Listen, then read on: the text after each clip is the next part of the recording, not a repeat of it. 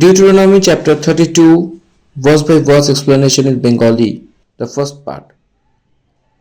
দ্বিতীয় বিবরণ তার অধ্যায় 32, তা বাংলাতে বিস্তারিত আমরা ধ্যান করব। এক এক করে আমরা পদগুলিকে দেখব। আসুন আমরা শুরু করি। এটা তার প্রথম খণ্ড, 1 নম্বর খণ্ড। আসুন আমরা শুরু করি এবং আমি অনুরোধ করব যে আপনারা সকলে আপনাদের পবিত্র বাইবেল গ্রন্থ নিয়ে প্রস্তুত হন। আর যেখানে যেখানে আমি বলবো আপনাদেরকে সেখানে সেখানে আপনারা দাগাবেন এবং সেই জিনিসগুলোই বিষয়ে আমি এখানে অনেক বিস্তারিত রূপে বর্ণনা দিতে চলেছি। তো আসুন আমরা শুরু করি এই 32তম অধ্যায়ের দ্বিতীয় বিবরণের, যেখানে মসির গীতের বিষয় বলা হয়েছে বিস্তারিত রূপে। আসুন আমরা তাহলে এর বিবরণে যাই। এই অধ্যায়তে যে কটি পদ লেখা হয়েছে সেটি হলো 52 ভার্সেস।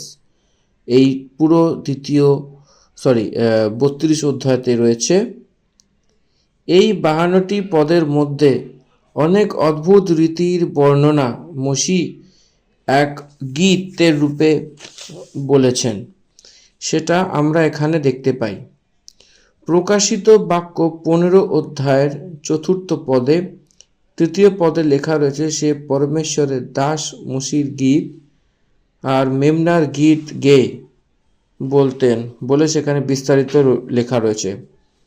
আমরা এখানে দ্বিতীয় বিবরণের 32 অধ্যায়ের যে গীত আমরা মসি ইসরায়েলকে দিয়েছিলেন এবং শিখিয়েছিলেন, সেই গীত প্রভু যিশুর দ্বিতীয় আগমনেও, তারপরে দ্বিতীয় আগমনের পরে 1000 বছরের সেই সময়তে তারা গাইছিলেন বলে বিস্তারিত এখানে বলছে। মানে কতটা লং বিধি এই গীত সঙ্গীতাকে অর্থাৎ এই গীতে রয়েছে আমরা চিন্তাভাবনা করতে পারি। অত প্রমুখের রূপে গীত রয়েছে। এটা ইসরায়েলিরা যে গায় সেই গীত, ইসরায়েলিদের ওপরে সদাপ্রভুর সেই প্রমাণ সাক্ষী প্রকারের সেই গীত রয়েছে এখানে। ইসরায়েলিরা পরমেশ্বরের বিরুদ্ধে তার বিরুদ্ধে দাঁড়াবে বলে সদাপ্রভু তাদেরকে আগেই বলতে এই যে গীত তাদের মুখে রেখে তাদেরকে স্মরণ করিয়ে তাদেরকে এইটাই একটা সাক্ষী রূপে রেখে সদাপ্রভু তার ভবিষ্যৎ তাদেরকে প্রথমেই প্রকট করে তাদেরকে বোঝার জন্য এই গীত রেখেছিলেন। বেসিক্যালি এর মানে এটাই হলো যে তাদের ভবিষ্যৎবাণী করা হয়েছিল, এবং সেটা হলো এই গীতের মাধ্যম দিয়েই, এবং যাতে সবাই সেটা বুঝতে পারে সেই জন্যেই এই গীত একটা পেশ করা হয়েছিল মসির দ্বারা। এটা শুধুমাত্র একজন বা দুজন ব্যক্তির নয়, কেবল পুরো ইসরায়েলি জনতার একটা ভবিষ্যৎবাণী, যেটা বলতে পারেন প্রফেসি, সেই জিনিসটাই এখানে বিস্তারিতভাবে বলা হয়েছে। আশা করি এটা বুঝতে পারছেন। সেই জন্যেই এই 32 অধ্যায়তে কিছু প্রমুখ ভাগ রয়েছে। প্রথম আর দ্বিতীয় পদের মধ্যে সদাপ্রভুর উপদেশ বলে আমরা এখানে দেখতে পারি। আপনারা প্রথম এবং দ্বিতীয় পদে লিখে রাখতে পারেন পেন্সিল দিয়ে যে এই দুটি হলো উপদেশ। ঠিক আছে, এটা অনেক বিস্তারিত এবং মহান সামর্থ্য সেটাকে বর্ণনা করা হয়েছে। এটা এই দুটোর মধ্যে কিন্তু অনেক বিশেষ রূপে বলা হয়েছে, এবং 3-4 ঈশ্বরের মহানতা, তাদের ব্যক্তিত্বকে বর্ণনা করা হয়েছে। 5 থেকে নিয়ে 9 পদ অবধি ইসরায়েলি সেই পরমেশ্বরের সম্মুখে তাদের স্থান বলা হয়েছে। 10 থেকে নিয়ে 11 পদের সেই পদের ভাগে সেই পরমেশ্বরের সেই ধ্যান ইসরায়েলিদের উপরে যে প্রকট করা হয়েছিল সেই সিম্প্যাথি সহানুভূতির কথা বলা হয়েছে। 15 পদে সদাপ্রভুকে চেনা এবং ইসরায়েল সেটা দেখা দিচ্ছে। ইয়েশুরুন বলে এইখানে ডাকা হচ্ছে। তো তুমি মোটা এবং হস্তপুষ্ট হয়ে গেছো এবং চর্বি দ্বারা ভরে উঠেছ। এই জন্য ইসরায়েল সদাপ্রভু থেকে সরে গিয়ে সদাপ্রভুকে ভুলে অস্বীকার করেছিল। ইসরায়েল বলে 15 পদ আমাদেরকে দেখাচ্ছে। 16 থেকে নিয়ে 18 পদ অবধি ইসরায়েলিদের সঙ্গে সব প্রকারের পাপের বিষয়তে লেখা হয়েছে। 19 থেকে নিয়ে 26 পদের মধ্যে ইসরায়েলিদের ওপরে সদাপ্রভুর সেই বিচার এবং এরা পাপ করার মতো এটা এখানে দেখা যাচ্ছে। 27 থেকে নিয়ে 35 পদ সেই যে লাপারবাহী পরমেশ্বরের উদ্দেশ্যকে ইসরায়েলিরা করেছিল সেই বিষয়ে লেখা রয়েছে। 36 থেকে 43 অবধি সদাপ্রভু ইসরায়েলের শত্রুদের সাজা দেওয়ার জন্য ইসরায়েলিদের ওপরে সেই ফেরার বিষয়তে লেখা রয়েছে। এটা কিন্তু অনেক অনেক প্রমুখ বিষয় বর্ণনা দিচ্ছে এবং যখন আমরা এক এক করে পদগুলিকে ধ্যান করব সেই সময় আমি অনেক বিস্তারিত রূপে বলবো। আর আপনারা কিন্তু অবশ্য করে সেগুলো লিখে রাখবেন আপনাদের সুবিধের জন্য। যখন আপনারা ধ্যান করবেন নিজেদের মতো ব্যক্তিগত রূপে তখন আপনারা কিন্তু ওটা কাজে লাগাতে পারেন। সেখান থেকে 44 থেকে 37 অবধি পরমেশ্বরের অধীন হয়ে যাওয়া বলে ইসরায়েলের বিষয়ে মসি বর্ণনা করার আমরা দেখতে পারি। এটা কিন্তু 47 পদ অবধি। 48 থেকে 52 অবধি সেই পদে মসি তার মৃত্যুর বিষয়তে একটা তেয়ারি সেই বিধি সেই বিষয়তে বলা হয়েছে। এই রীতিতে আমরা পুরো 32 অধ্যায়ে সেই 52টি পদ লেখা রয়েছে। তো আসুন আমরা প্রথম পদ থেকে নিয়ে আমরা ধ্যান করি। আকাশমণ্ডল কর্ণ দাও, আমি বলি, পৃথিবী ও আমার মুখের কথা শুনুক। আমার উপদেশ বৃষ্টির ন্যায় বর্ষিবে, আমার কথা শিশিরের ন্যায় খড়িবে। তৃণের উপরে পতিত বিন্দু বিন্দু বৃষ্টির ন্যায়, শাকের উপরে পতিত জলধারার ন্যায়। পরমেশ্বর তার গীতে যা রেখেছেন প্রমুখ বিষয় এটাই। সদাপ্রভুর কথা, পরমেশ্বরের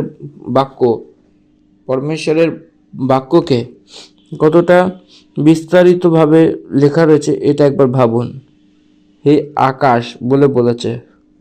দেখুন এখানে কাকে আমরা সাক্ষী রূপে রাখি, কাকে আমরা নিজের মাঝে এক মধ্যস্থন বলে রাখি। আমরা কেবল যেটা স্যুট হয় সেই লোকদেরকেই, সেই মানুষকে রাখি। কিন্তু সদাপ্রভু আকাশকে এবং জগৎকে অর্থাৎ পৃথিবীকে সে তার নিজের সম্মুখে রাখে। কান লাগিয়ে আমি বলি শোনো, আর মুখের বলে ধ্যান দাও বলে বিস্তারিত বলছে। আকাশ মানে কতটা বড়, পৃথিবীর মানে কতটা বড়, এতটা বড় বড় আকাশ এবং পৃথিবী। সদাপ্রভুর কথা শুনতে গেলে সেই বাক্য কতটা বড় হবে ভাবুন, সেই উপদেশ কতটাই মহান হবে। এই জন্য পরমেশ্বরের বচনের বিষয়ে কথা বলার সময় আকাশ এবং পৃথিবী থেকে অনেক বড় সেই পদ বলে আমরা বুঝতে পারি। এই জন্য যোহন লিখিত সুসমাচার প্রথম অধ্যায়তে প্রথম পদে কি লেখা রয়েছে? আদিতে বাক্য ছিল, আকাশের থেকেও কিন্তু আগে বাক্য ছিল, পৃথিবীর থেকেও আগে বাক্য ছিল বলে যোহন 1 অধ্যায়ের 1 পদে বলছে। আদিতে বাক্য ছিল, আদি পুস্তকে প্রথম অধ্যায়তে যে আদিতে ঈশ্বর আকাশ ও পৃথিবীকে বানিয়েছেন, সেই বাক্যকে কেউ বানায়নি, সেটা আছে, সে আছে, সেই বাক্য পরমেশ্বরের সঙ্গে ছিল। আদি পুস্তক প্রথম অধ্যায় প্রথম পদ এবং যোহন প্রথম অধ্যায় প্রথম পদে কম্পেয়ার করে পড়লে পরমেশ্বরের কাছে পরমেশ্বরই সেই পদ, সেই পদই পরমেশ্বর আকাশ এবং পৃথিবীকে বানিয়েছেন। সেই বাক্য এই সময় সেই আকাশ দ্বারা পৃথিবী দ্বারা কথোপকথন করছে, কথা বলছে। যখন সে কথা বলছে তখন শোনো বলে বলছে আকাশ এবং জগৎকে। কান লাগাও যে আমি বলি এবং আমার মুখের কথা শোনো। এর অর্থ it is nothing but a commandment to heavens and earth. কে বলতে পারে এই কথা? আকাশকে, আমার কথার ওপর কান লাগাও, পৃথিবী সবাই তার কথা যেন শোনে। সদাপ্রভুরই কথা, মানে এইখানে একটা বিস্তারিত রূপে যে বলছে আকাশমণ্ডল, আগে প্রথম কথাটা মন দিয়ে শুনুন, আকাশমণ্ডল কর্ণ দাও, আমি বলি। এখানে আমি কে? এখানে আমি কে? এই যে বাক্যটা রয়েছে আমি বলি, আমি কে? আমি হলো ঈশ্বর। এখানে ঈশ্বর বলছেন আমি বলি, মানে ঈশ্বর বলছেন পৃথিবী ও আমার মুখের কথা শুনু, মানে পৃথিবীও যেন ঈশ্বরের কথা শোনে। তার ঠিক পরের বাক্যে যান, দেখুন দ্বিতীয় পদে কি বলছে, আমার উপদেশ বৃষ্টির ন্যায় বর্ষিবে, আমার কথা শিশিরের ন্যায় খড়িবে। মানে ঈশ্বরের বাক্য, ঈশ্বরের যে উপদেশ, উনি যা যা আমাদের শেখাচ্ছেন সেগুলো বৃষ্টির মতো করে বর্ষাবে, মানে it will come like rain. আর আপনারা যদি কেউ এনকে যদি ফলো করেন, সেখানেও একটা এই মানে বাক্যে বলা রয়েছে, আপনারা যদি সেখানে ইংলিশে ফলো করেন, সেখানে দ্বিতীয় এতে 32 অধ্যায় বলছে, give ear O heavens and I will speak, and hear O earth the words of my mouth, let my teaching drop as the rain, my speech distill as the dew, as raindrops on the tender herb, and as showers on the grass. এইটা কিন্তু আমি দুটো ভাষাতেই পড়লাম, মানে English এবং বাংলা, যাতে আপনাদের সুবিধে হয়। এবং এখানে যেটা বিস্তারিত বলছে যে ঈশ্বরের বাক্য যেন আকাশ ও পৃথিবী যেন শুনতে পায়। এবং পৃথিবীর মধ্যে কারা বাস করছে? আমরা। আমাদের মধ্যেও কিন্তু ঈশ্বরের বাক্য তার মানে আসবে, মানে আমরা ঈশ্বরের বাক্য যেন শুনতে পাই, কারণ আমরা পৃথিবীবাসী, আমরা ঈশ্বরের বাক্য যেন আমরাও শুনি। সেই সৃজনহারা পরমেশ্বরের বাক্যই এই জন্য যীশু খ্রিস্ট প্রভু দ্বারা প্রারম্ভ হয়েছিল। এটা যে গীত, মসির গীত, সদাপ্রভুর পদ যা রয়েছে, যীশু খ্রিস্টকে মহিমা করতে করতে প্রারম্ভ হয়েছিল। যীশু খ্রিস্টকে পরমেশ্বরের পদ, যেও লিখিত সুসমাচার প্রথম অধ্যায় প্রথম পদে 12 পদকে দেখলে, সেই পদ দেবদারি হয়ে অনুগ্রহ দ্বারা সত্য সম্পূর্ণ রীতিতে এখন তার মাঝে বাস করেছিল। আদিতে যা ছিল সেই পদ আর সদাপ্রভুর সঙ্গে ছিল যে বাক্য, সেই বাক্যই ঈশ্বর ছিলেন। সেই শরীরধারী হয়ে, দেহধারী হয়ে যেটা দেখা যাচ্ছে সে যীশু খ্রিস্ট। এই জন্য যীশু খ্রিস্ট আকাশকে এবং জগৎকে ডেকে বলছিলেন, আমার কথা পালন করো, আমার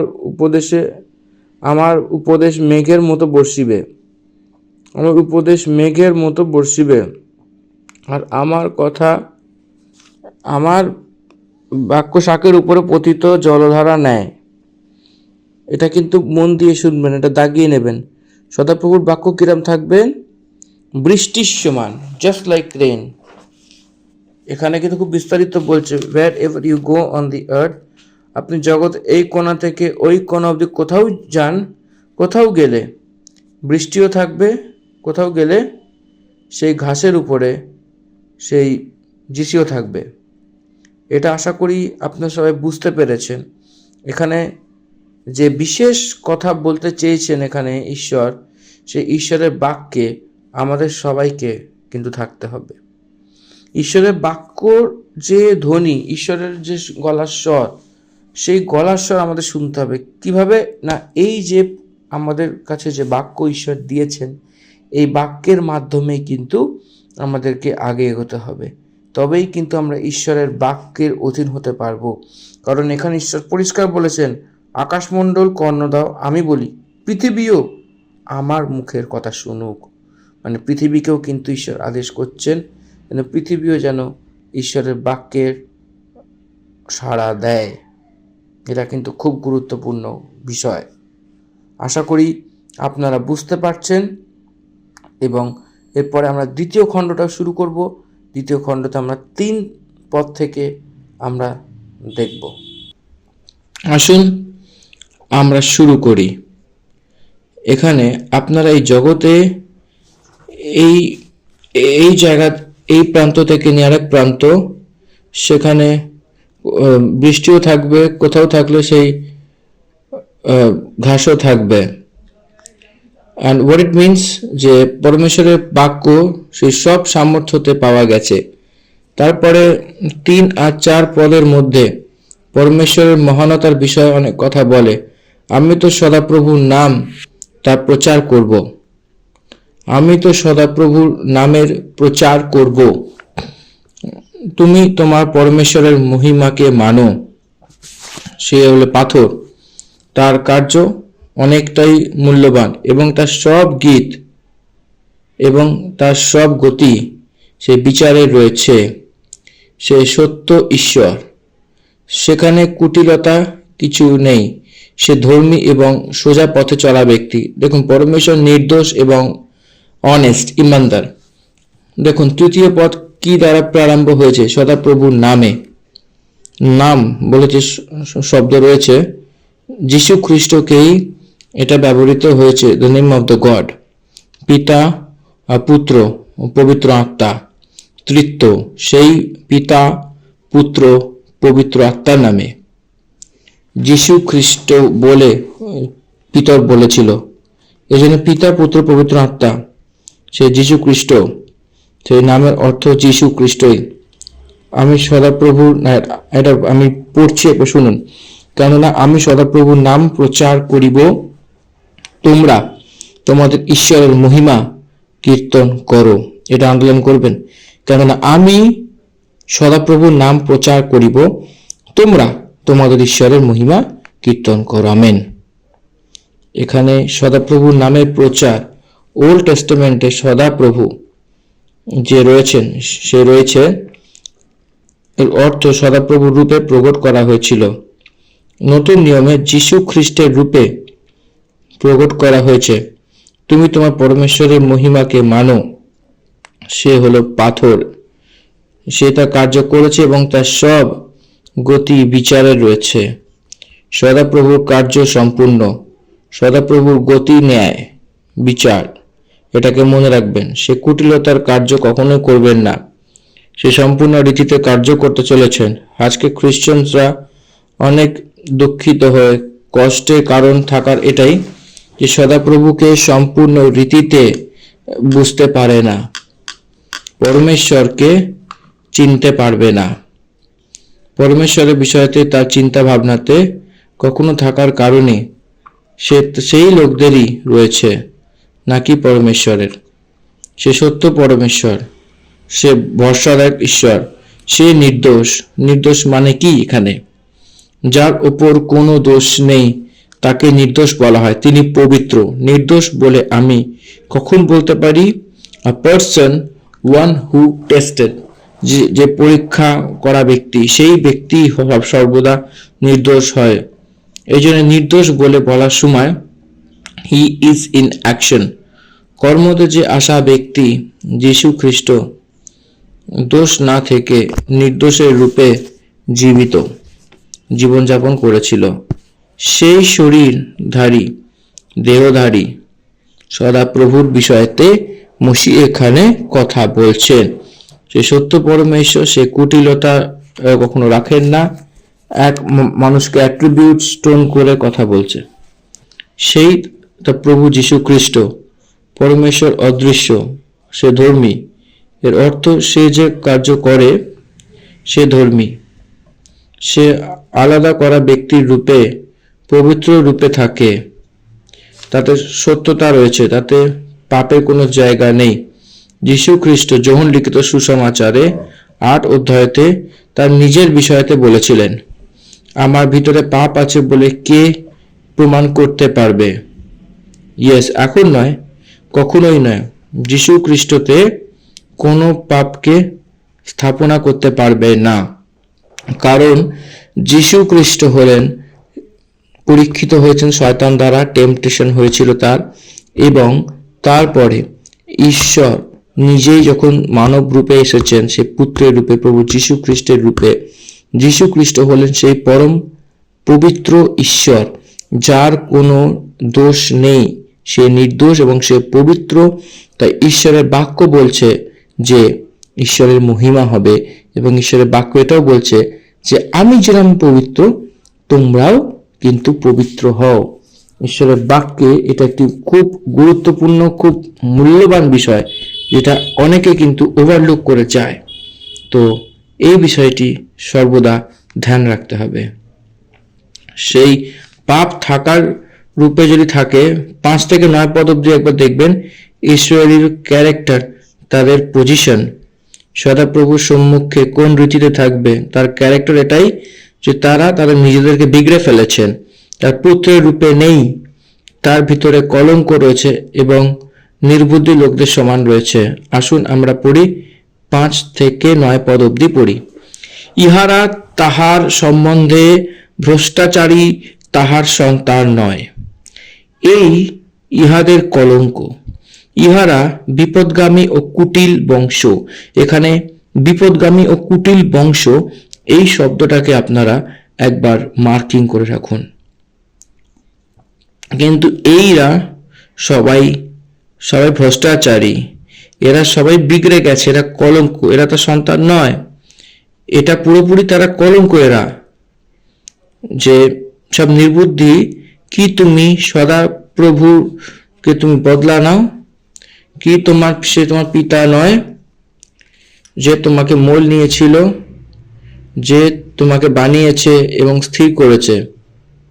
প্রাচীন কালের দিনে স্মরণ করে প্রজন্মে সেই বছরের পর বছর সে বাপ দ্বারা তাদের জিজ্ঞাসা করো, সে তোমাকে বলবে। সেই বৃদ্ধ লোকদেরকে সেইভাবে বলে দেবে। যখন পরম প্রধান এক এক জাতিকে নিজ নিজ ভাগ করে দিয়েছে এবং মানুষেরা আলাদা আলাদা বসিয়েছে, তখন তিনি দেশের লোকদেরকে সীমাই ইসরায়েলের গণনা অনুসারে করেছিল। কারণ সদাপ্রভুর প্রজা তারা, যাকুব তার মাপ হয়েছিল, নিজ ভাগ রয়েছে, মাপা নিজ ভাগ রয়েছে। দেখুন ইসরায়েলিদের স্থিতি কিরকম রয়েছে। এখানে কিন্তু একটা ভূমিকা রয়েছে, এটা পুরো একটা হিস্ট্রি, এটা ইতিহাসের অংশ আপনারা কিন্তু বলতে পারেন। কারণ এই মধ্যে কিন্তু অনেকটাই কিন্তু এটা বোঝবার বিষয় আছে, এটা বুঝতে পারলে সুবিধে। আসুন দেখি। দে ওয়ার কারাপ্টেড, তারা খারাপের রূপে রয়েছে, তারা তার নিজেদেরকে বিগড়ে ফেলেছেন, তাদের নিজেদেরকে খারাপ রাস্তায় চলে গেছেন, তারা নিজেরাই মূর্তি পূজাতে, তারা নিজেরাই ব্যভিচারে, তারা নিজেরাই হত্যাতে, খুন করতে ব্যস্ত হয়ে পড়েছিলেন। তার পাপের কারণ তারাই হয়েছিল বলে পদ বলছে। তারা কলঙ্ক, তারা জীবনকে সে কালোপন লেগে গেছে, তারা কলঙ্ককে অ্যাকসেপ্ট করে নিয়েছিলেন, তাদের কোনো বুদ্ধি নেই, তারা সম্পূর্ণরূপে নির্বুদ্ধি এবং তারা যা মনে আসে, যা ইচ্ছা হয় তাই সেইভাবে তারা চলে, তাদের নিজস্ব কোনো বিচার বুদ্ধিতে ওরা চলে না। ঈশ্বরের বাক্য কিন্তু একদিকে বলে যে তোমরা বুদ্ধিপূর্বক চলো, কিন্তু এরা বুদ্ধিপূর্বক কিন্তু চলে না। তাই দ্বিতীয় বিবরণে 32 অধ্যায়তে কিন্তু একটা অনেক বড় বিষয় আমাদেরকে শিক্ষা দিচ্ছে যে তারা নির্বুদ্ধি। এবং নতুন নিয়মেও ঈশ্বর বলছে তোমরা বুদ্ধিপূর্বক চলো। দুটোকে যদি রিলেট করে আমরা বুঝতে পারবেন ডিফারেন্স। তো আপনাদেরকে বুদ্ধিপূর্বক ভাবেই চলতে হবে, কারণ খ্রিস্টান লাইফ কিন্তু অতটা সোজা নয়। সেই বুদ্ধিপূর্বক রূপে থাকতে গেলে পরমেশ্বরকে জানার মতো কিন্তু তারা জীবনযাপন করেনি, তাদেরকে যেরকম বানিয়েছিল তাদেরকে চেনার মতো হয়নি। প্রাচীন কালে পুরাতন দিনকে সেই স্মরণ করে প্রজন্মকে সেই বিচার করলে, তারা যদি জিজ্ঞাসাবাদ করে তো তারা বলবে ইসরায়েলকে সদাপ্রভু সত্য পরমেশ্বর বলে। পরম প্রধান এক জাতিকে নিজ নিজ ভাগ করে দিয়েছিল আর মানুষদেরকে আলাদা আলাদা বানিয়েছিল। তখন সে দেশের লোকদেরকে সীমাই ইসরায়েলকে গণনা অনুসারে করেছিল। বাইবেলে আদি পুস্তকে এককালে সব দেশকে আলাদা আলাদা করা হয়েছিল, বিভাগ করা হয়েছিল। তখন তখন নোয়ার জলপ্রলয়ের পরে নোয়ার সন্তান কে কে কোথায় কোথায় তারা বাস করতে হবে, ওয়ার্ল্ড ওয়াইডলি পরমেশ্বর কোন কোন স্থান কে কে কাকে বলে বিভাগ করেছিল এবং বসেছে, তখন সে দেশের রূপে গণনা করা হয়েছিল। সেরকম গণনা করলে ইসরায়েলিদেরকে দুধ আর মধু বইবার সেই দেশকে প্রত্যেক রূপে দিয়েছিল বলে এখানে আমরা গ্রহণ করতে পারি। সদাপ্রভুর অংশ তার প্রজা বলে যে কথাটা বলা হয়েছে, এর অর্থ দ্যাট ইজ দ্য স্টেটাস, তাদের স্থান, যে সদাপ্রভুর দৃষ্টিতে সদাপ্রভুর প্রজা তারা, পরমেশ্বরের নিজভাগ। যাকুব মানে ইসরায়েলের জনতাই রয়েছে, যাকুব তাদের নিজভাগ রয়েছে বলে যেটা বলছে এরপরে সব ইসরায়েলি লোক তার নিজভাগের রূপে গণনা করা হয়েছিল বলে অর্থ আসে। তারপরে 10 থেকে নিয়ে 14 পদ অব্দি পড়ি। তিনি তাহাকে পাইলেন প্রান্ত দেশ, পশু গর্জনময় ঘোর মরুভূমিতে তিনি তাহাকে বেষ্টন করিলেন, তাহার তত্ত্ব লইলেন, নয়ন তারার ন্যায় তাহাকে রক্ষা করিলেন। এটা মন দিয়ে শুনবেন। ঈগল যেমন ইসরায়েলের ওপর পরমেশ্বরের যে শ্রদ্ধা এবং তার যে দয়া এখানে দেখা যাচ্ছে। সদাপ্রভু তাদেরকে কিরম ভাবে বাঁচিয়েছেন, সেই পুতুলের সমান তাদেরকে রক্ষা করেছিল। কোথায়? না জঙ্গলে, মরুভূমিতে, ইন দ্য ডেজার্ট, সেই প্রান্ততে, এটা মন দিয়ে দেখবেন। তিনি তাহাকে বেষ্টন করিলেন, তাহার তক্ত লইলেন, নয়ন তারার ন্যায় তাহাকে রক্ষা করিলেন। ইসরায়েলীদেরকে সদাপ্রভু চোখের পুতুলের সমান করেছিলেন, সেরকম চোখে বাঁচা পুতুল সেইভাবে ফ্র্যাকশন অফ সেকেন্ডসে করে। আপনারা কখনোই সেই পুতুলকে কখনো ধ্যান দিয়ে পরীক্ষা নেবেন, যদি আপনার চোখ ছোঁয়ার জন্য প্রযত্ন করেন, ফ্র্যাকশন অফ সেকেন্ডসে সেই পুতুলটি চোখের যে যে স্থান রয়েছে, পিউপিল যেটাকে বলা হয়, সেটা ফ্র্যাকশন অফ সেকেন্ডসে সেটা বেঁচে যায় সেই পুতুলের কারণে। কোথাও একটা যদি তেজ রোশনি আসে, সেটা চোখের যে মনি রয়েছে সেটা বন্ধ করে দেয় চোখকে। যদি হঠাৎ করে যদি কোনো ধুলো ওঠে, তো সঙ্গে সঙ্গে আমরা আমাদের চোখকে বন্ধ করে দিই। তখন কি হয়, আমাদের চোখকে যাতে আমরা রক্ষা করতে পারি, সেই জন্য সেই চোখের রেটিনা, সেই চোখের পাতা প্রোটেক্ট করে। সেরকম পরমেশ্বর শিশন দ্বারা সেইভাবে ইসরায়েলীদেরকে প্রোটেক্ট করেছিল। তো সেই বিশ্রামকে না পেয়ে তাদের জন্য দাঁড়িয়েছে বলে এই বাক্য আমাদেরকে শেখাচ্ছে। যেরকম ঈগল তার বাসা জাগিয়া তুলে আপন শাবকগণের উপরে পাখা দোলায়, পক্ষ বিস্তার করিয়া তাহাদিগকে তুলে পালকের উপরে তাহাদিগকে বহন করে। এখানে একটা ঈগলের বর্ণনা কিন্তু আমরা খুব গুরুত্বপূর্ণভাবে দেখতে পাচ্ছি। আসুন 11 পদটা আমরা আরেকবার পড়ি। ঈগল যেমন আপন বাসা জাগাইয়া তুলে আপন শাবকগণের উপরে পাখা দোলায়, পক্ষ বিস্তার করিয়া তাহাদিগকে তুলে পালকের উপরে তাহাদিগকে বহন করে। এটা খুব খুব একটা ভালো উদাহরণ দেওয়া হয়েছে। হ্যাঁ, তো সেইভাবেই সে তার নিজের চোখকে, সে তার পালক ফেলিয়ে দিয়েছে।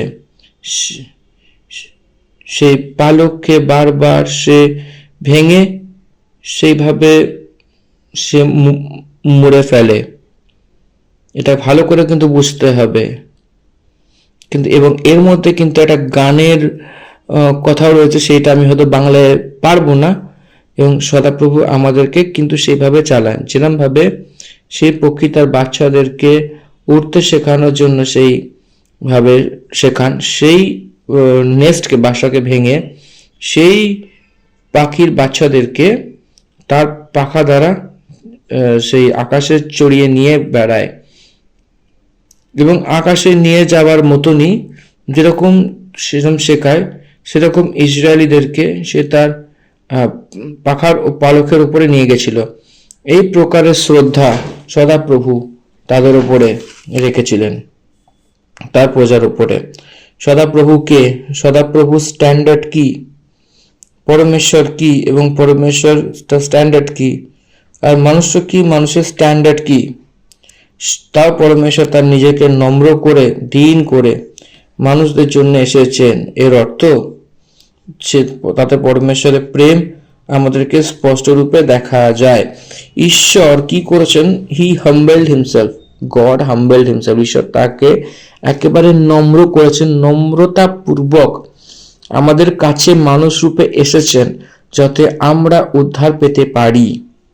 আজকে মেনে নিন কেউ অসুস্থ এবং একজন সুস্থ ব্যক্তি পাশাপাশি বসে আছে, যে অসুস্থ সেই কিন্তু ডাক্তারের কাছে যাবে, যে সুস্থ সে ডাক্তারের কাছে যাবে না। ঠিক তেমনি ভাবে ঈশ্বর আমাদের কাছে যখন এসেছেন, ঈশ্বর কিন্তু বলেছেন নতুন নিয়মে যে আমি কিন্তু পাপীদের জন্য আসিয়াছি, ধার্মিকদের জন্য না। তো আমাদের প্রভু যিশু হলেন পাপীদের ঈশ্বর, মানে উনি পাপ থেকে উদ্ধার করতে এসেছেন আমাদেরকে। তাই তো উনি আমাদের পাপ নিয়ে ক্রুশে বিদ্ধ হয়েছেন। এটা একটা কি খুব গুরুত্বপূর্ণ নয়?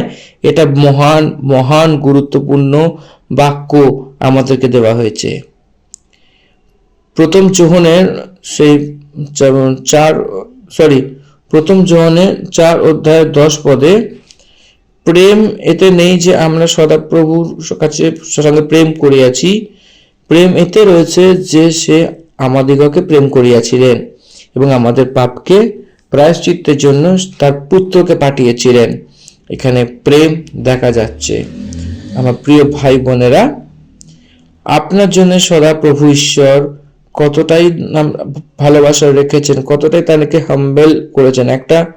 একটা ঈগলের সমান প্রেম করে বাঁচিয়েছেন, চোখের সমান প্রেম করে বাঁচিয়েছেন। সেই ঈগলের বাচ্চাদেরকে ঈগল পাখি তার পিঠে নিয়ে উড়ে বেড়ায়, সেরকম ভাবে ঈশ্বর আপনাকে বাঁচিয়েছেন। আজকেও তার প্রতিজ্ঞা, তার বিশ্বাস আমাদের ওপর এই রীতিতে রয়েছে বলে আমাদেরকে জানতে হবে। সদাপ্রভু ঈশ্বর একাই তার আগুয়াই করতে থাকে এবং তার সঙ্গে কোনো পরজাতি দেবতা ছিল না। সে তাকে পৃথিবীর উঁচু উঁচু স্থানেতে সেই চড়িয়েছেন এবং তাকে ক্ষেতের খাদ্য খাইয়েছিল এবং তাকে পাথরের মধ্যে থেকে মধু এবং সেখান থেকে তেল দিয়ে অভিষেক করিয়েছিলেন এবং সেই দই এবং সেই ভেড় বকরির দুধ, সেই মান্নার চর্বি, সেইভাবে সেই ভাসানের জাতির সেই মেড়ে এবং গেহুর উত্তম থেকে উত্তম আটাও, গমের আটাও এবং দ্রাক্ষারসের মধু সেই পান করতে। এটা কিন্তু মন দিয়ে শুনবেন, এটা কিন্তু একটু স্লো আমি করছি আপনাদের বোঝার জন্য। কিন্তু এসুরুন মোটা হয়ে সে লাথি মারতে লাগলো, তো মোটা এবং হষ্টপুষ্ট হয়ে গেছিল এবং চর্বি দ্বারা ছেয়ে গেছিল। তখন সে তার সৃজনহার ঈশ্বরকে সেই দোষ দিল এবং এবং তার উদ্ধার মূল পাথরকে তুচ্ছ করল। 13 আর 14 পদের মধ্যে সদাপ্রভুর দয়া এখানে দেখানো হচ্ছে। 15 পদে কি বলছে দেখি। পরমেশ্বরের বিরুদ্ধে সে ইসরায়েলি লোকেরা, সদাপ্রভুর কথা না মানা সে ইসরায়েলি লোকেদের বিষয় দেখা যায় যে অষ্টপুষ্ট হয়ে গেছিল। মানে ইসরুন মানে ইসরায়েল বলে অর্থ আসে। শুনুন, এটা মন দিয়ে শুনুন, এটা হে ইসরায়েল হষ্টপুষ্ট হয়ে গেছে, এর অর্থ আমার কথা না মেনে ধিক্কার করা বলে অর্থ হচ্ছে। আমি একবার 15 পদটা পড়ছি, একবার শুনুন। কিন্তু ইসরুন হৃষ্টপুষ্ট হইয়া পদাঘাত করিল, তুমি হৃষ্টপুষ্ট স্থূল ও তৃপ্ত হইলে অমনি সে আপন নির্মলতা ঈশ্বরকে ছাড়িল, আপন পরিত্রাণের শৈলকে লঘু জ্ঞান করিল। এটা ভালো করে কিন্তু আপনারা আন্ডারলাইন করে নিন। সদাপ্রভু আপনাকে কতটাই ভালোবাসা দিয়েছেন, কতটা সমৃদ্ধি দিয়েছিল। সে পাথরের মধ্যে থেকে মধু দিয়েছিল, ক্ষেতের থেকে খাদ্য খাইয়েছে, উঁচু উঁচু পাহাড়েতে, উঁচু উঁচু স্থানেতে সেখানে সাবারি করেছে, সেখানে চকমকি পাথর দ্বারা তেল দিয়ে অভিষেক করেছিল, সেই গরুর দুধ, দই এবং সেই দ্রাক্ষার রক্ত, দ্রাক্ষারস পান করালেন এবং উত্তম গমের সার তাহাকে দিলেন। সেখানে দ্রাক্ষারস সেই পান করত। ইন রিটার্ন এতটা পোষণ দিয়েছিলেন, কতটা সমৃদ্ধি দিয়েছিলেন। ইসরায়েলিদের স্ট্যাটাস কিরকম রয়েছে? অনেক ভালোভাবে হষ্টপুষ্ট হয়ে গেছিলেন, চর্বি দ্বারা ভরে গেছিলেন, অনেক ক্রুদ্ধ রূপে ভরে গেছিল, ধিক্কার করার মতো ভরে গেছিলেন। তার নিজের দ্বারা সেই জন্মেছিল সেই পরমেশ্বরকে সে ভুলে গেছিল। এখানেই কিন্তু প্রত্যেকটা বিষয় যেটা আমি বলছি সেটা কিন্তু খুবই মাথায় রাখার বিষয়। প্রতিটা মুহূর্তে কিন্তু এই বাক্যগুলো আপনাদের কাজে লাগবে। এখানে 15-16 পদটা খুবই গুরুত্বপূর্ণ। আমি 15 পদটা আরেকটি বার আপনাদের জন্য পড়ে দিচ্ছি, আপনারা একটু মন দিয়ে এটা শুনবেন। কিন্তু যিশুরুন হৃষ্টপুষ্ট হইয়া পদাঘাত করিল, তুমি হৃষ্টপুষ্ট হইল, স্থূল ও তৃপ্ত হইলে। অমনি সে আপন নির্মাতা ঈশ্বরকে ছাড়িল, আপন পরিত্রাণের শৈলকে লঘু জ্ঞান করিল। এটা কিন্তু আন্ডারলাইন করে রাখুন, এটা আপনাদের খুবই গুরুত্বপূর্ণ একটা জিনিস, গুরুত্বপূর্ণ বিষয়।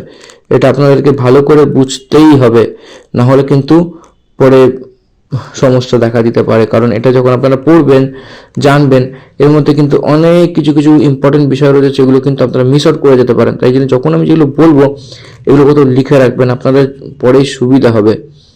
আশা করি আপনারা আমার কথা গ্রাহ্য করবেন এবং বুঝতে পারছেন। তার উদ্ধারকে ভুলে গেছিল। আমার প্রিয় পরমেশ্বরের সন্তান, আমরা যীশু খ্রিস্টকে অঙ্গীকার করা লোক, পরমেশ্বর দ্বারা আমরা সবকিছু পাচ্ছি। তখন কিরকম ভাবে আমাদেরকে সবকিছু চিনতে হবে?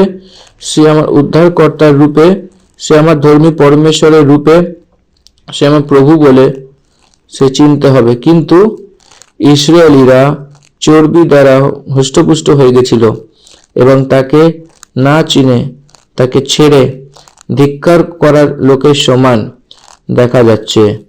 16 থেকে নিয়ে 18 পদ অব্দি 7 প্রকারের পাপের কথা এখানে বলা হয়েছে। তারা যে জাতি দেবতাকে মেনে সেটা ঘৃণিত কার্য করে তাকে রিস্ক করেছিল। তারা পিশাচের জন্য যে যে ঈশ্বর ছিল না তাদের জন্য বলি চড়িয়েছে এবং তাদের জন্য সে বড় জাতি দেবতা ছিল, নতুন নতুন দেবতা ছিল যে ভাঙা চোরাই দিন থেকে প্রকট হয়েছিল এবং যে দ্বারা তার সেই পুরখা কখনোই ভয় পায়নি। যে চট্টান দ্বারা তুমি উৎপন্ন হয়েছিলে সেটাকে তুমি ভুলে গেছো, আর ঈশ্বর যাকে তোমার উৎপত্তি হয়েছিল তার থেকে তাকেও তুমি ভুলে গেছো। এইসব পাপকে তিনি করেছিলেন, অনেক ঘৃণিত কার্য করেছিলেন। ইসরায়েলিরা যেটা করেছিলেন এটা অনেক খারাপ কর্ম এটাই করেছিল যে তারা মূর্তির সামনে ধন্যবাদ করেছিল, মূর্তি পূজা করেছিল। কিন্তু একটা জিনিস মনে রাখবেন, ঈশ্বরের চোখে কিন্তু মূর্তি পূজা খুব খুব দণ্ডনীয়। এখানে 16 পদে পরিষ্কার বলছে, তাহারা বিজাতীয় দেবগণ দ্বারা তাহার অন্তর্জালায় জন্মাইল, ঘৃণার্থ বস্ত্র দ্বারা তাহাকে অসন্তুষ্ট করিল। এটা কিন্তু খুব ইম্পর্টেন্ট একটা জিনিস, এটা কিন্তু স্কিপ করার বিষয় নয়, এটা কিন্তু আপনারা মার্কিং করে রাখুন, এটা খুবই ইম্পর্টেন্ট। এবং এই বাক্যটার মধ্যে দিয়ে কিন্তু অনেক বিস্তারিত রূপে আপনারা আরো আগে যেতে পারবেন। 17 পদে কি বলছে দেখুন, তাহারা বলিদান করিল ভূতগণের উদ্দেশ্যে যাহারা ঈশ্বর নয়, দেবগণের উদ্দেশ্যে যাহাদিগকে তাহারা জানিত না, নতুন নবজাত দেবগণের উদ্দেশ্যে যাহাদিগকে তোমাদের পিতৃগণ ভয় করিত না। যে জিনিসগুলো ঈশ্বরের বিরুদ্ধে, পিশাচগণের কথা আপনি নিশ্চয়ই জানেন যে ভূত প্রেতের কথা বলা হচ্ছে, তাদের কাছে বলি উৎসর্গ করা হতো, তাদেরকে ধন্যবাদ দিত। তো তাতে কি হতো, সেখানে কিন্তু তারা এই পাপ কাজ করতে কিন্তু ভয় পেত না, সেই জন্য ঈশ্বর কিন্তু আরো ক্রুদ্ধ হয়েছেন। এটা পরিষ্কার বোঝা যাচ্ছে। আমি এখানে সাধু এবং চলিত ভাষাতে দুটোতেই পড়েছি এবং আপনাদেরকে আমি দুটো ভাষাতেই কিন্তু বোঝালাম। এবং আপনারা দুরকম জিনিস ফলো করতে পারেন, সাধু বা চলি, যেটা আপনাদের মনে হয় আপনাদের সুবিধা হবে, তবে আপনারা বুঝতে পারবেন। ইসরায়েলিরা অন্য লোকদের সঙ্গে মিলে মূর্তি পূজা করেছিল, সদাপ্রভুকে ধিক্কার করেছিল। সেই পরজাতি বিজাতি দেবতাকে তারা পুজো করেছিল, সেই দেবতাকে এরা পুজো করেছিল। কোনো সেই নতুন দেবতাকে ইন্ট্রোডিউস করলে ইসরায়েলিরা সেই হারনের নেতৃত্বে সেই সোনার বাছারা বানিয়েছিল। সেখানে পরমেশ্বরের হার্ট ব্রেক সেরকম আমরা দেখতে পারি। 19 থেকে নিয়ে 26 পদের মাঝখানে সদাপ্রভু তাকে দেখেছিলেন। এই জন্য তারা তাকে সাজা দেওয়ার জন্য নির্ণয় নিয়েছিলেন। সদাপ্রভু এক কথা এখানে বলছে। আচ্ছা, আমি 18 পদটা একবার পড়ে দিই আপনাদের বোঝার জন্য, তারপর 19 পদে যাব। তুমি আপন জন্মদাতা শৈলের প্রতি উদাসীন, আপন জনক ঈশ্বরকে ভীমিষ্ট হইলে। এটা কিন্তু খুব একটা মানে ছোটখাটো বিষয় না, এটা খুব একটা ছোটখাটো বিষয় না, এটা খুব ইম্পর্টেন্ট একটা পার্ট। এটা আপনারা দাগিয়ে নিন, কিন্তু খুব গুরুত্বপূর্ণ বিষয়। পরমেশ্বরের বিচার কোন রূপে আসবে এখানে কিন্তু লেখা হচ্ছে। এখানে সদাপ্রভু তাকে তুচ্ছ ভাবে জেনেছিল, যাদের রিস্ক দিয়েছে সেই বেটা বেটি ছিল, তাদের ব্যবহার এবং তারা ঘৃণ্যভাবে লাগছিল। সেই ঘৃণ্য রূপে সেই নিজেদের সন্তানদেরকে পরমেশ্বর ডেকেছিল এবং আমি তাদের থেকে আমার মুখ লুকিয়ে রাখবো। দেখুন তাদের অন্ত কিরাম আসে, কারণ এই জাতির লোকেরা অনেক টেরা এবং অনেক বিশ্বাসঘাতক। এটা কিন্তু ভালো করে মনে রাখবেন। আচ্ছা, আমি এটাকে একটু সাধু ভাষায় পড়তে, যেটা বাইবেলের ভাষা, সেটা আমি একটু পড়ে দিচ্ছি। 19 পদ দেখবেন। সদাপ্রভু দেখিলেন, ঘৃণা করিলেন নিজ পুত্র কন্যাদের কৃত অসন্তোষজনক কার্য প্রযুক্ত। তিনি কহিলেন, মন দিয়ে শুনবেন, তিনি কহিলেন, আমি উহাদের হইতে আপন মুখ আচ্ছাদন করিব, মানে মুখ ফিরিয়ে নেব তাদের থেকে। উহাদের শেষ দশা কি হইবে দেখিব, কেননা উহারা বিপরীতাচারী বংশ, মানে ওরা ইসরায়েল নন, উহারা বিশ্বাসঘাতক সন্তান। মানে তাদেরকে বিশ্বাসঘাতক বলে এখানে ঈশ্বর ডিক্লেয়ার করে দিচ্ছে, মানে ওরা বিশ্বাস কিন্তু রাখেনি। এই জন্য ঈশ্বর এখানে প্রচন্ড ভাবেই ক্রুদ্ধ হয়েছেন। তারা এই বস্তু মেনে যে ঈশ্বর নয় তাতে জ্বলন উৎপন্ন করেছিল এবং তার ব্যর্থ বস্তু দ্বারা সেইভাবে হিংসা করিয়েছিল। এই জন্য আমিও তার দ্বারা যে আমার প্রজা নয় তাদের মনে জ্বলন উৎপন্ন করব এবং একটা পরজাতি দ্বারা তাদেরকে আমি অন্তর্জালে মূঢ় জাতি দ্বারা অসন্তোষ করিব, যে পাতালের তক্ত অবধি জ্বলতে যাবে, আর পৃথিবী তার উপর সমেত সে ভস্ম হয়ে যাবে এবং পাহাড়ের সেই নিভেতে সে আগুন লাগিয়ে দেবে। আমি তার উপর বিপত্তির পর বিপত্তি পাঠাবো এবং তার উপর আমার সব তীরকে ছাড়বো। তারা ভূ দ্বারা রোগা হয়ে যাবে এবং অঙ্গারও দ্বারা আরো কঠিন মহান রোগ দ্বারা সেই গ্রসিত হয়ে যাবে এবং আমি তার উপর পশুর দাঁত লাগিয়ে দেব এবং দূর দূর অবধি যারা থাকতো তাদেরকে সেই সর্পের বিষ ছেড়ে দেব। বাইরে তারা তলোয়ার দ্বারা মারা যাবে এবং সে কোটরির ভিতরে সেইভাবে কি অবিবাহিত কি কুমারী কি যাই হোক, সেইভাবে বাচ্চা কি দুধের শিশু যাই হোক, সবাই এই প্রকারে বরবাদ হয়ে যাবে। আমি বলেছিলাম যে আমি তার দূর দূর অবধি একদম সব বিনষ্ট করিব আমি তাদের দূর দূর অবধি একদম তিতর বিতর করব, আর মানুষদের মধ্যে থেকে তাদের স্মরণ অবধি মুছে দেব। দেখুন, দেখছেন তো এখানে 26 অবধি তাদের ক্রোধ দেখা যাচ্ছিল সদাপ্রভুর। যদি এই সব কিছু তার উপর হবে, লাগু হয়, তো কি হবে তার পরিস্থিতি? অনেক দিন অনেক স্থিতিতে চলে যাবে, মহান স্থিতির মধ্যে থেকে নিয়ে মহান স্থিতিতে এই পাতালে পড়ে যাওয়ার সমান হয়ে যাবে। সদাপ্রভুর ক্রোধকে কে সে অ্যাকসেপ্ট করতে পারে? ইসরায়েলি জনতা এতটা মূর্খ কি যীশু খ্রিস্টকে ক্রুশে দিয়ে সেই পাপ আমাদের ওপর, আমাদের সন্তানের ওপর থাকবে সেইভাবে চেয়েছিল? অতটাই মূর্খ জনতা ছিল তারা। এই জন্য সদাপ্রভুর অতি ক্রোধ তাদের ওপর আসছে।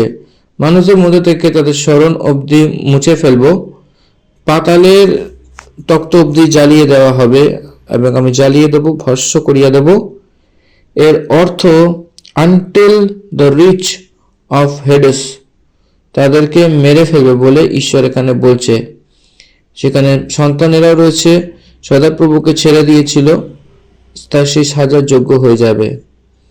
27 থেকে নিয়ে 35-এর মাঝে সদাপ্রভুর উদ্দেশ্যকে সেই একটা লাপারওয়া করার সেই ইসরায়েলির ব্যাপার দেখা যাচ্ছে।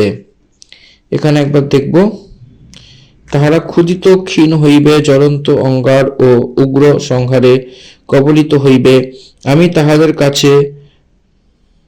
তাহাদের কাছে জন্তুদের দন্ত পাঠাইব, ধূলিস্থ উরগামীদের বিষ সহকারে বাহির খড়গ গৃহ মধ্যে মহাভয় বিনাশ করিব। যুবক ও কুমারীকে, দগ্ধপোষ্য শিশু ও শুক্ল কেশ বৃদ্ধকে মারিবে। আমি বলিলাম, তাহাদিগকে উড়াইয়া দিব, মনুষ্যদের মধ্য হইতে তাহাদের স্মৃতি লোপ করিব। কিন্তু ভয় করি, পাছে শত্রু বিরক্ত করে, পাছে তাহাদের বিপক্ষগণ বিপরীত বিচার করে, পাছে তাহারা বলে আমাদেরই হস্ত উন্নত। এই সকল কার্য সদাপ্রভু করেন নাই। এখানে একটা ভয় ছিল যে দ্রোহী এর ওপর উল্টো পাল্টা বুঝে এটা বলতে লাগে যে আমরা আমাদের বহু বল দ্বারা প্রবল হয়েছি, এবং এই সব কিছু সদাপ্রভু দ্বারা হয়নি। তার হৃদয়তে পরমেশ্বর আবিষ্কার করছিল। তাদের ব্যবহার কোন রীতিতে থাকতে চলেছে সদাপ্রভু বলছেন এখানে। আপনারা ধ্যান দিচ্ছেন, এখানে সদাপ্রভুই তাদের মাঝখানে থেকে শত্রুদের না তাড়িয়ে এরা তাদের নিজের বল দ্বারা কিরকম ভাবে তাড়াতে পারে শত্রুদেরকে। 1000 লোকদেরকে এবং 10,000 লোকদেরকে কিরম ভাবে তাড়াতে পারে, সে পরমেশ্বরের সামর্থ্য দ্বারাই সেটা সম্ভব হবে। সিমসন হাজার জনকে ফিলিস্তীয়কে যদি মেরে ফেলে, তো এর অর্থ এক আত্মার আবেশের কারণেই সম্ভব হবে, মনুষ্য বল দ্বারা তো সম্ভব না। এই জাতি যুক্তিহীন তো রয়েছে, এবং এর মধ্যে বোঝ বুদ্ধি নেই যে ভালো মন্দ যাই হোক, বুদ্ধিমান যদি হতো এটা বুঝে নিত এবং তার অন্তের বিচার করত। যদি তার পাথরই তাকে না পাঠিয়ে দিত, আর সদাপ্রভু তাকে অন্যের হাতে না করে দিত, তো এটা সেরকমই কিরকম হতে পারত যে তার হাজার জন তাকে ফলো করত এবং তার 10,000কে 2 মানুষের পরে তাড়িয়ে দিত। কারণ যেরকম ভাবে সেই শটটার নেই, চাইলে তার শত্রুই কেন তার ন্যায় হয়, কেন কি তার দ্রাক্ষালতা সুদমের দ্রাক্ষালতার দ্বারা বেড়ে হয়, আর অমরের দ্রাক্ষের বিষয়তে করেছিল তার দাগ বিশ্ব ভরে, এবং তার সে কিচ্ছু দাঁড়িয়ে যায়। তার দাগ মধু সোপে দেওয়া হয়েছিল সব বিশ্বে, এবং তার দাগ মধু সাপের সব বিশ্ব, এবং সে কালো নাগের সেই হালাহাল করেছিল। কি এই কথা আমার মনে সঞ্চিত এবং আমার ভান্ডারে সেই বন্ধ হয়নি। পাল্টা নেবা এবং বদলা নেবা আমারই কার্য। এটা তার পা পিছলে যাওয়ার সময় প্রকট হবে, কারণ তার বিপত্তির দিন নিকট। আর যে দুঃখ তার উপর পড়তে চলেছে সে শীঘ্রই আসছে। ইসরায়েলীদের দিক থেকে পরমেশ্বরের বিচারের বিষয়তে কথা বলছে। আমি তাদের উপরে বদলা নেব বলে বলছে। এসব গীতসংগীতা অর্থাৎ সামস মসি বলছেন। যিশু আর মসি এই গীত শিখিয়েছেন। তারা এখন কানান দেশে যায়নি, এই পাপ কিছুই কিন্তু করেনি, কিন্তু তারা করে। সেই স্থিতিতে তারা যাবে। সেরকম ভাবে সদাপ্রভু ঈশ্বর প্রথম থেকে তাদেরকে এই গীতের দ্বারা শিখিয়েছেন। সেরকম হলে সেখানে এই গীত সাক্ষী রূপে থাকার মতো শেখাচ্ছে। 36 থেকে পড়ব, একবার দেখবেন।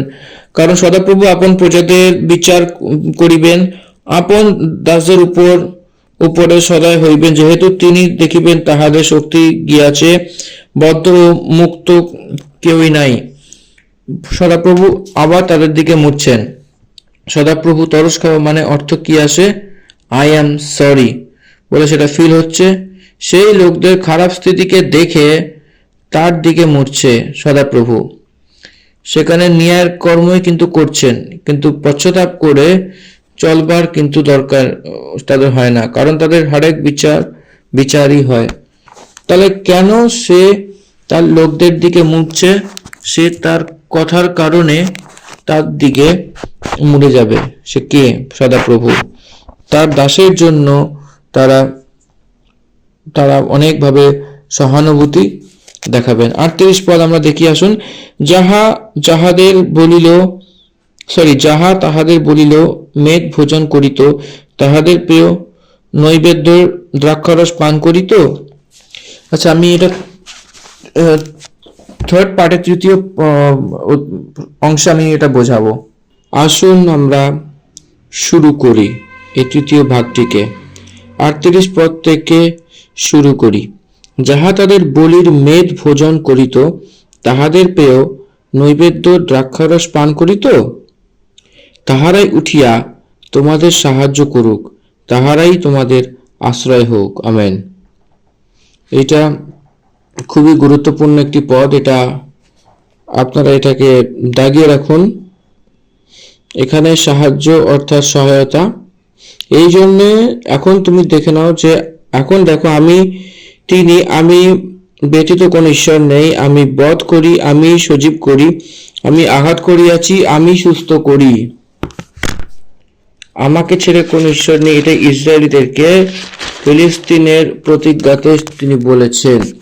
সব লোকদের সে ফিলিস্তিন বাঁচাতে কি বলেছিল? আমরা পরমেশ্বরের আজ্ঞার অধীন হব, কবুল করব বলে বলেছিল। তো কেন কানানে যাওয়ার পরেই অধীন না হয়ে ফেরত চলে যাচ্ছে? সে সদাপ্রভুকে জানেন এবং তার দুর্ভাগ্যের স্থিতিতে সেই পরমেশ্বর তাদেরকে একটা ওয়ার্নিং দিতে এসেছে। আমি মেরে ফেলি এবং আমিও জীবিত করি, আমি আঘাত করি, আমি আবার চঙ্গাই দিই, আমার হাত থেকে কেউ বাঁচতে পারে না। আমি রয়েছি বলে যে শব্দ কেউ সদাপ্রভুই বলতে পারে।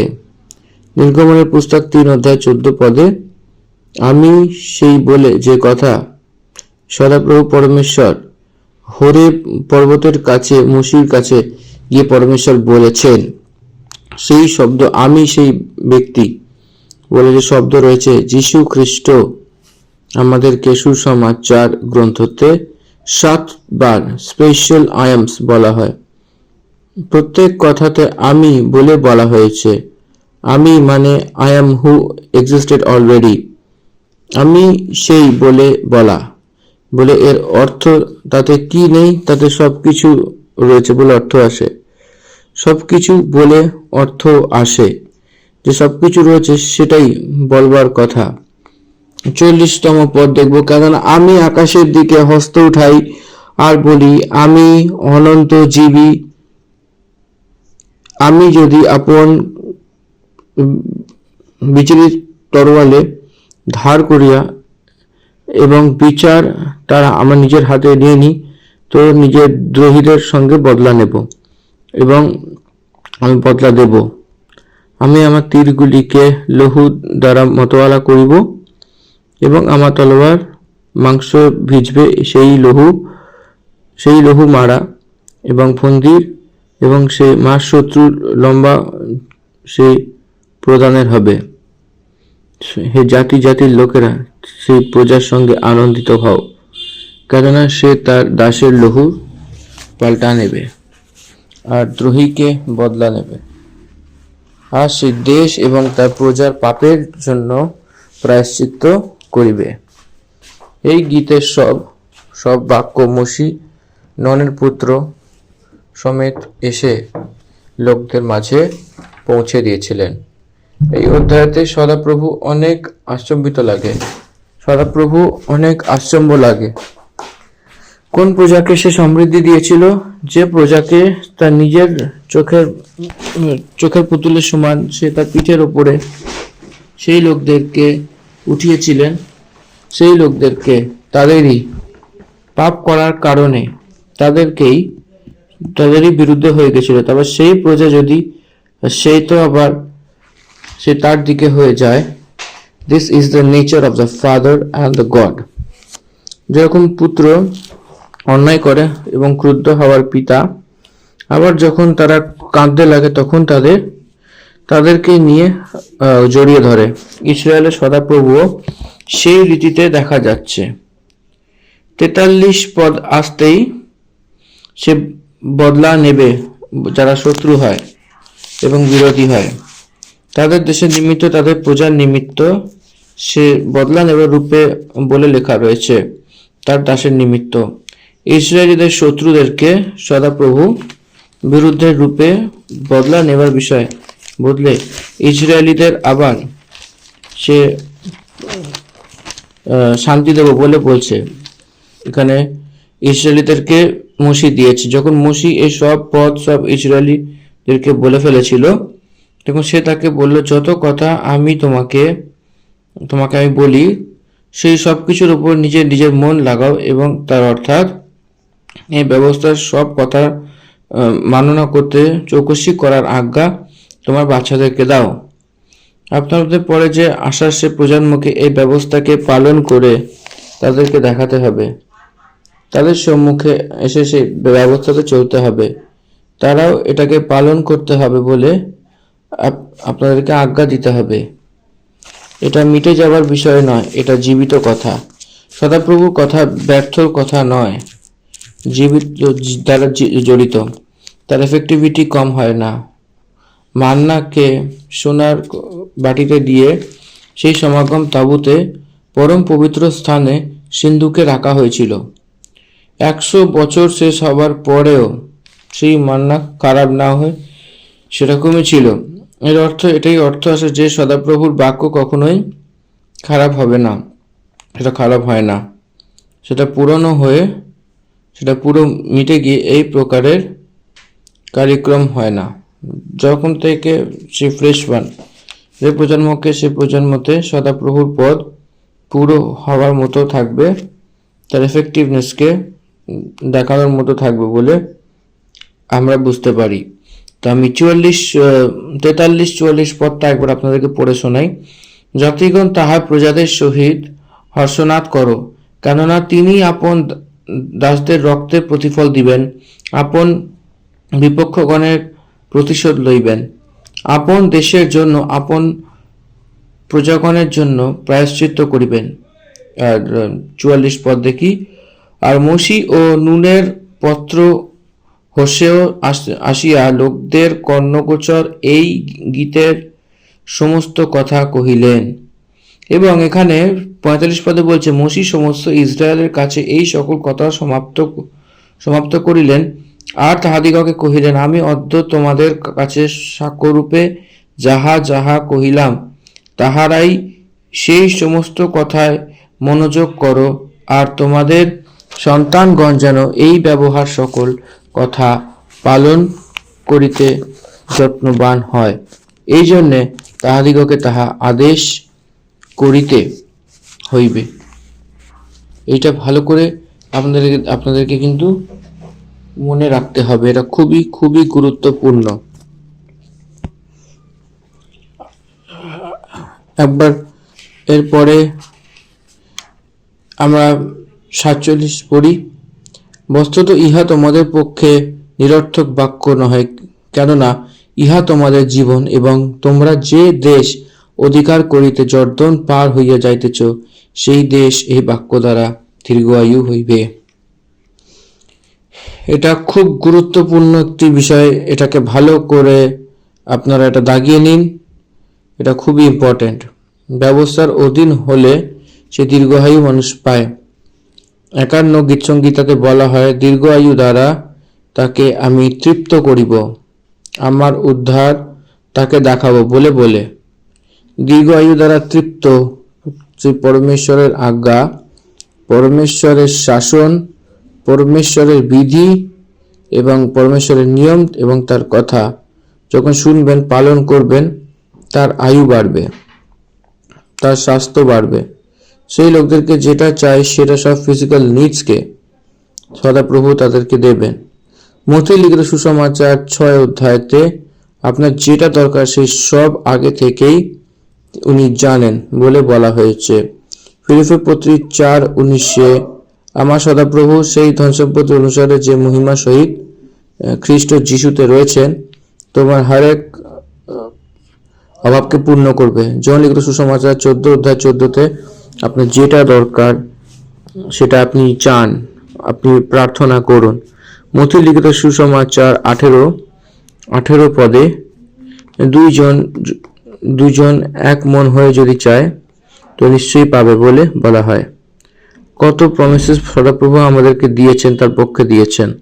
পুরাতন নিয়মে ইসরায়েলদেরকে যা করেছেন সেই সব প্রমিসেসকে যীশু খ্রিস্ট হ্যাঁ বলে বলার মতোই সদাপ্রভু নিযুক্ত করেছেন।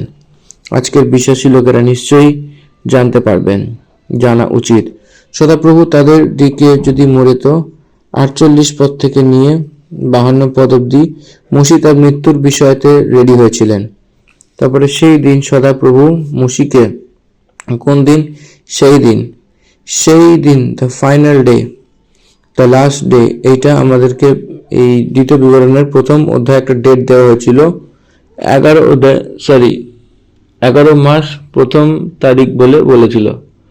মসি এই সব ব্যবস্থাকে একই দিনে উপদেশ দিয়ে একই দিনে তাদেরকে লিখে যাজকদের হাতে সঁপেছিল শুরু করার জন্য। সে একই দিনে নেবো পর্বতের একদিন চূড়াতে গেছিল, সেখানেই সে মারা গেছিল। 11 মাস 1 তারিখ বলে, এর মানে ইংলিশ মাসে আমরা ফেব্রুয়ারি 1 আসে, আমরা 11 মাস যেটা রয়েছে নভেম্বর আসে ইংলিশ মাসে, কিন্তু হিব্রুর বাইবেলের অনুসারে 11তম মাস হচ্ছে তার ইংলিশ ক্যালেন্ডার অনুসারে ফেব্রুয়ারি আসে। ফেব্রুয়ারি 1 তারিখে 120 বছর পূর্ণ হয়েছে। সেম ডে, সেই দিন তার মৃত্যু হয়েছে বলে সদাপ্রভু মসিকে বলেছিলেন। আর ভৌতিক মৃত্যুর জন্য মসি কখনোই ভয় পাননি। ভৌতিক মৃত্যুকে বিশ্বাসী কখনো ভয় পাবেন না।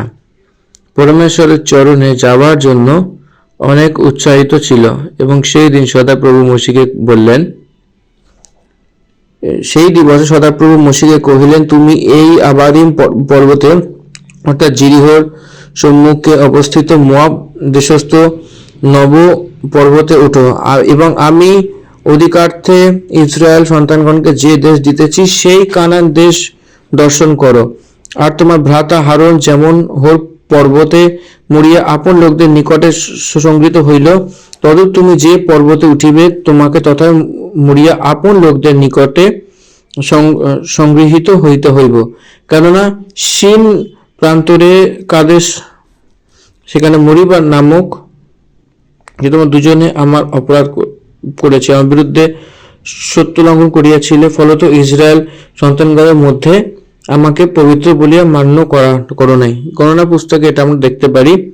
20 অধ্যায়তে ইসরায়েলি লোকেরা যখন পিপাসিত ছিল তখন মসি এবং হারুন ইসরায়েলের সঙ্গে কথোপকথন করতে করতে কি আমরা এই জলকে এই পাথরের মধ্যে থেকে বার করতে হবে বলে সদাপ্রভু তাকে সম্মান না দিয়ে তারা তার নিজের হাত দ্বারা অধিকারকে নিয়েছিল। পরমেশ্বর সেই যে চট্টান দ্বারা কথা বলছিল, মসজিদ সেই পাথরকে মেরেছিল।